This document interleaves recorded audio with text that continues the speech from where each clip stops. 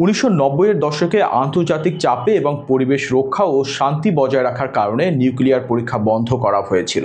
তবে president Trump তা পুনরায় চালু করতে চাইছেন। যুক্তরাষ্ট্রের ডিটারেন্স শক্তিশালী করার জন্য বিজ্ঞানী ও আন্তর্জাতিক বিশেষজ্ঞরা সতর্ক করেছেন।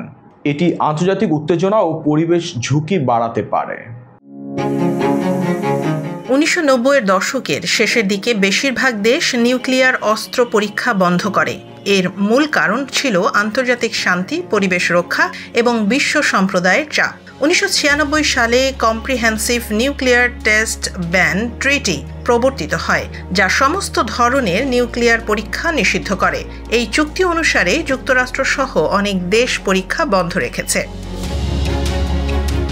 তবে প্রেসিডেন্ট ডোনাল্ড ট্রাম্প সম্প্রতি এই পরীক্ষাগুলি পুনরায় চালু করার ইচ্ছা প্রকাশ করেছেন।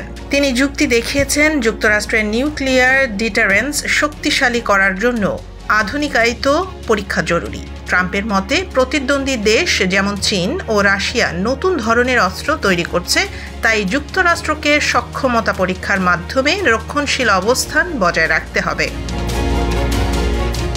বিজ্ঞানী ও বিশ্লেষকরা সতর্ক করেছেন, পুনরায় পরীক্ষা শুরু করলে আন্তর্জাতিক উত্তেজনা, প্রতিযোগিতামূলক হারে অস্ত্র বৃদ্ধি এবং পরিবেশের জন্য বিপদ দেখা দিতে পারে। এছাড়া আন্তর্জাতিক আইন ও চুক্তি লঙ্ঘনের ঝুঁকি রয়েছে। নিউক্লিয়ার টেস্টিংয়ের ইতিহাস প্রমাণ করে এগুলো বিশ্বব্যাপী নিরাপত্তা এবং জনস্বাস্থ্য উভয়ের জন্যই ঝুঁকিপূর্ণ। ট্রাম্পের পরিকল্পনা নিয়ে এখন রাজনৈতিক এবং বৈজ্ঞানিক পর্যায়ে তীব্র বিতর্ক চলছে। সংক্ষেপে, নিউক্লিয়ার পরীক্ষা বন্ধ করার মূল কারণ ছিল শান্তি ও নিরাপত্তা, কিন্তু ট্রাম্পের পরিকল্পনা পুনরায় শুরু করলে বিশ্বব্যাপী রাজনৈতিক ও পরিবেশগত চ্যালেঞ্জ বাড়তে পারে।